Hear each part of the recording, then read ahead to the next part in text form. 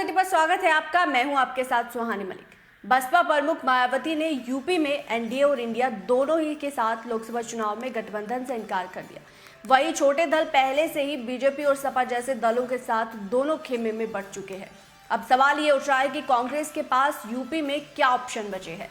क्या वो यूपी की राजनीति में अकेली पड़ती नजर आ रही है? यूं तो कांग्रेस देश भर में बीजेपी के खिलाफ सबसे बड़ी विपक्षी पार्टी है। आने वाले लोकसभा चुनाव में एनडीए के खिलाफ इंडिया का जो ऑप्शन देने में कांग्रेस अहम भूमिका में है, लेकिन यूपी में आकर ये कवायद फंसती नजर आ रही है। अलग अलग राज्यों में अलग अलग गणित है। यूपी में खास तौर से लगातार खराब प्रदर्शन कर रही कांग्रेस का अब अगला कदम क्या होगा, इसको लेकर कांग्रेस ने अभी तक कुछ भी साफ नहीं किया। यूपी सबसे बड़ा राज्य है जहां 80 लोकसभा सीटें आती है। ये किसी भी गठबंधन के लिए अहमियत रखती है।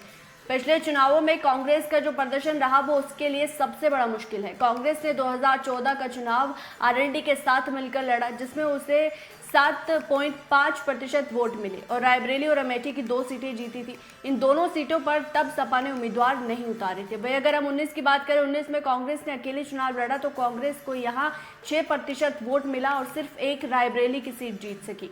यहाँ सपा बसपा ने अपने प्रत्याशी नहीं उतारा था। वही अमेठी में सपा बसपा गठबंधन की ओर से बसपा के प्रत्याशी के टिकट मिलने और राहुल गांधी हार गए थे। सीट बंटवारे को लेकर दुविधा। ऐसी हालत में कांग्रेस यहां अकेले कुछ करने में सक्षम नहीं, उन्हें साथी की तलाश है। हालांकि इंडिया की बैठकों में सपा प्रमुख अखिलेश यादव, आरएलडी प्रमुख जयंत चौधरी साथ खड़े दिखाई दिए, लेकिन बात जब यूपी की आती है तो कांग्रेस की हालत उसमें सीट बंटवारे को लेकर बड़ी फंसेगी। यहाँ विपक्ष में सबसे बड़ी पार्टी सपा है, आरएलडी और अन्य दल भी साथ है। ऐसे में वो कांग्रेस को बहुत ज़्यादा सीटें नहीं दे पाएंगे।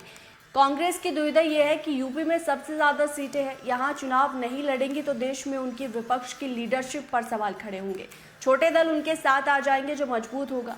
यूपी में कांग्रेस की स्थिति ऐसी नहीं कि सूत्रों का कहना है कि चुनाव पूर्व गठबंधन के बजाय वो सपा के साथ आपसी समझौता कर सकती है। पिछले चुनावों की तरह प्रत्याशी नहीं देकर रायबरेली, अमेठी सहित कुछ अन्य सीटों पर सपा अंदर से समर्थन दे सकती है। वहीं कांग्रेस भी सपा के मजबूत गढ़ में प्रत्याशी नहीं देकर अंदर ही अंदर सपा को समर्थन दे सकती है। वजह यह है कि यहाँ समझौता बनेगा तो चुनाव के बाद गठबंधन में इसका लाभ कांग्रेस को भी मिल सकता है, क्योंकि कांग्रेस यहाँ 20 से 22 सीटों की मांग कर सकती है। और क्या अखिलेश यादव उन सीटों पर सहमत होंगे, ये देखने वाली बात होगी। बहरहाल इस रिपोर्ट पर आपकी क्या राय है, आप क्या समझते हैं, वो ज़रूर कमेंट बॉक्स में बताएगा। मेरे साथ फिलहाल इतना ही, मुझे दीजिए इजाज़त। नमस्कार।